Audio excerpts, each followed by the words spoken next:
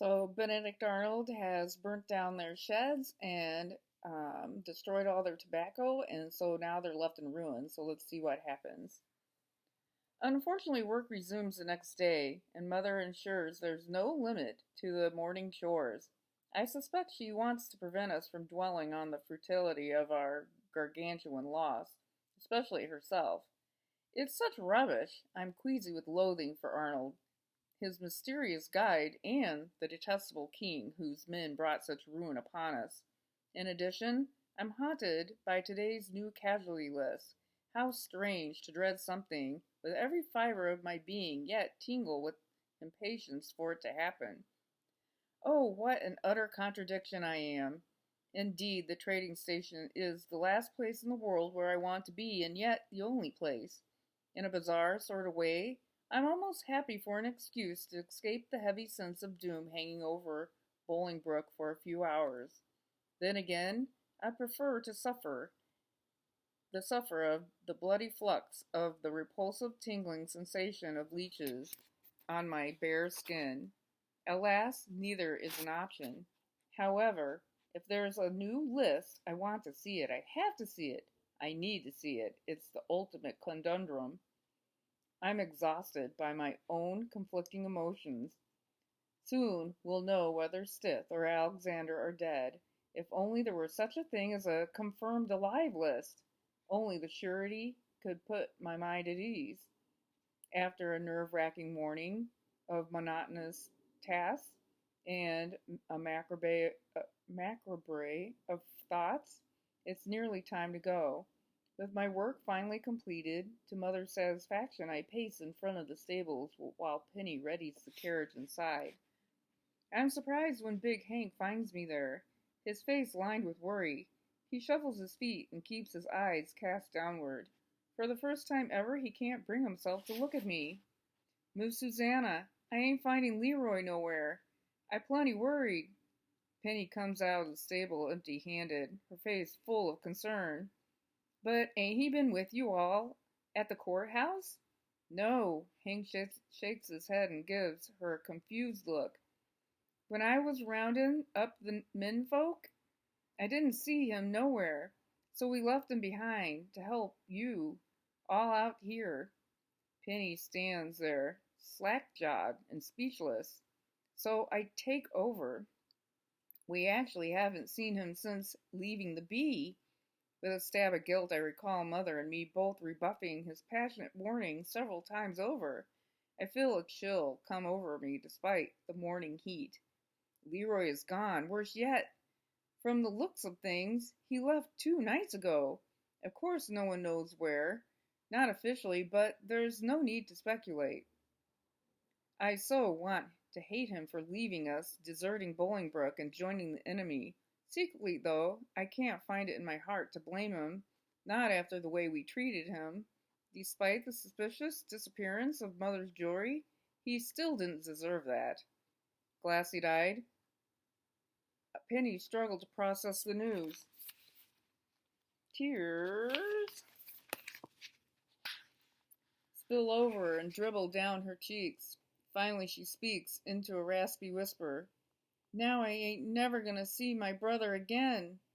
I'm at a loss for words. What can I possibly say to comfort her now? Poor Penny is near collapse. He could already be dead by now, and I don't even know it. How would I ever find out? Who is going to come tell me? Nobody coming here. By this point, I'm nauseous enough to vomit. I'm so sorry, Penny. It's just awful how this all happened. I know you're really worried about him, and you should be. As hateful as the thing he's done, he's your brother. Lord knows, I can understand that. Without warning, Penny's jaw tightens, her eyes grow steely. He didn't tell me nothing, but now everyone's going to be real suspicious of me. They all gonna think I'm running off too. It just ain't fair. I'd sooner fall into that well out there and drown. Mother enters the stable for our prayer before the new casualty list. I'm afraid to tell her about Leroy's disappearance. Surely she'll fly into a rage. but I force myself, and her reaction surprises me. Her face falls, and she rests her forehead on her hands. Oh no, that poor boy will not survive a week with the likes of them. Oh, this terrible war, it leaves no one unscathed, not even the slaves. Somehow, it manages to wound every single person physically and emotionally, often both. Now it's Penny's turn, and perhaps my turn of loss will take place later this morning. I can scarcely breathe. We race into the trading post a few minutes after 11. Much to my relief, the posting is late. As usual, a sizable crowd has gathered. This time, though, they're not standing there as a silent throng. They're shouting about tales of woe and the raid to anyone who will listen. Out of habit, I scan the room for Mistress Branford, but she has no one to be here anymore. Both of her sons are dead. The painful minutes tick by, but the ever-punctual Mr. Jones fails to appear. Then he finally emerges a quarter hour later. Our nerves are even more on edge than usual. Rather than hanging the list of scuttling backwards behind the counter, he steps forward with his hands stuffed deep into his pockets.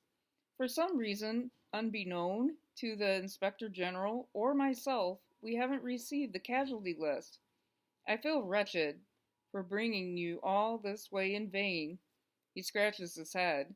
I honestly don't know if there's just been a delay or there are no further casualties to report. He flashes a nervous smile. Of course, we all must pray for the latter is true. There is a pregnant silence, heavy with tension.